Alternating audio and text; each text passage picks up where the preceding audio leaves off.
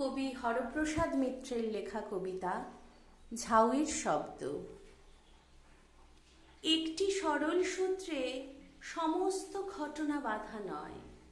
কত শারীরিক স্বাদ, কত মানসিক কাটাকুটি। শ্রাবণে শরৎ যেন যখন হঠাৎ হাসে রোদ।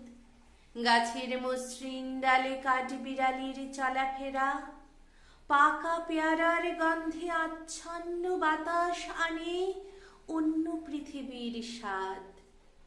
একটি সরল সূত্রে সমস্ত ঘটনা বাঁধা নয়। কোনো শান্ত উপত্যকা, কোনো দূর সমুদ্রের জল, কোনো মিলনের সুখ ছিল। শ্রাবণের প্রগাঢ় মেঘে সব ঢেকে দেয়।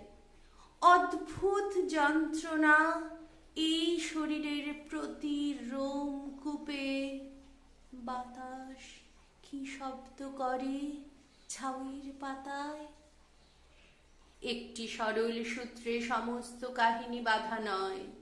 লম্বা জুলফি কটি যুবকের বেপরোয়া মুখ আতশবাজির মতো জ্বলে নিভে যায়। যুবতীরা হৃদয়ের দোর খুলে রাখে যথাযথ জ্যোতির আইনে। জন্ম মৃত্যু, রোগ শোক, স্বর্গ ও নরক যথাযথ। বাতাস কি শব্দ করে ঝাউয়ের পাতায় দিন রাত।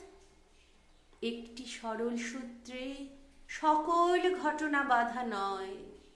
রূপ রস, শব্দ স্পর্শ, গন্ধের কুহক ফেলে রেখে শালিক ফড়িং শস্য মানুষেরা সব চলে যায়।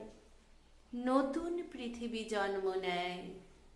বাতাস কি শব্দ করে ঝাউয়ের পাতায়।